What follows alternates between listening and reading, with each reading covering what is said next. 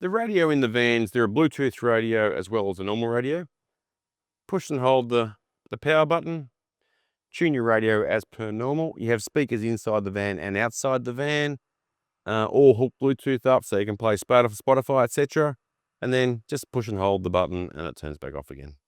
There is also a remote control for the radio as well.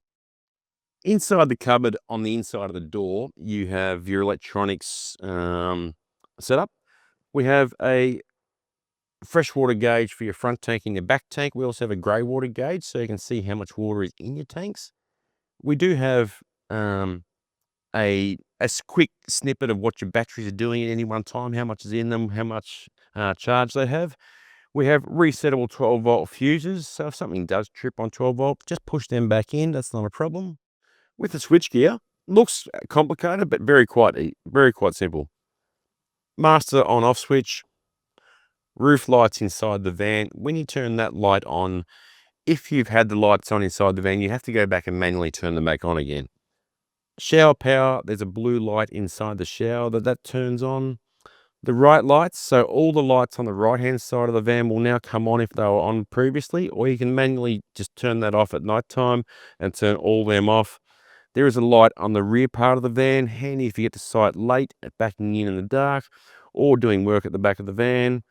Left-hand lights, so if I turn that on, any lights on the left-hand side of the van will all come back on. And we have the water pump switch. You only turn the water pump on when you're using tank water. If you're using mains water pressure, don't turn the water pump on. Okay, in the bottom section of the cupboard, we have our 12-volt circuit breakers.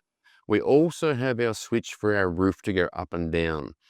There's another control panel here, which I'll explain in a moment. So with your roof, push the button once, the system wakes up. Push the button twice, the roof now comes down. You can stop it at any point, or you can put it back up again. There is also a remote control in that front drawer for the roof as well. Use those two only. Only use this panel for specific reasons. So if you want to set your roof to go up at a certain height, you can set it to go to 1 to 2, whatever height you want it to be. Most people don't use this because they've got clear height. The button you will use on here though is your M button that will reset your roof if you have to at any point. This is the main actuator for the roof, so all the power goes through this.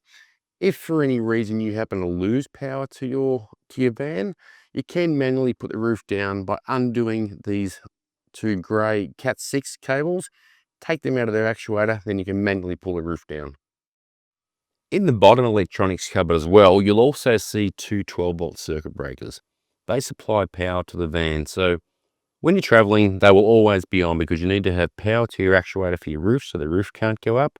You also need power to your breakaway system on the van, so they will always be on. When you're charging the van at home, they can stay on, not a problem as well. So you very rarely will actually turn these off. If you do happen to turn them off, you push the little red buttons on them and you'll see the two little flaps have dropped down. To turn them back on, push them back up, you now have power supply back to your van.